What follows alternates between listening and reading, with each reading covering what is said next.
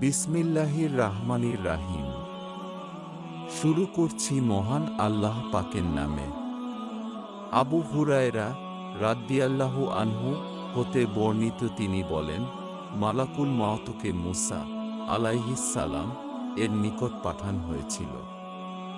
ফেরেশতা যখন তার নিকট আসলেন, তিনি তার চোখে চপেটাঘাত করলেন।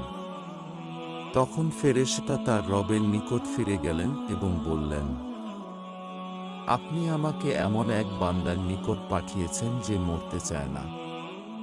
আল্লাহ বললেন, তুমি তার নিকট ফিরে যাও এবং তাকে বলো সে যেন তার একটি হাত গভীর পিঠে রাখে।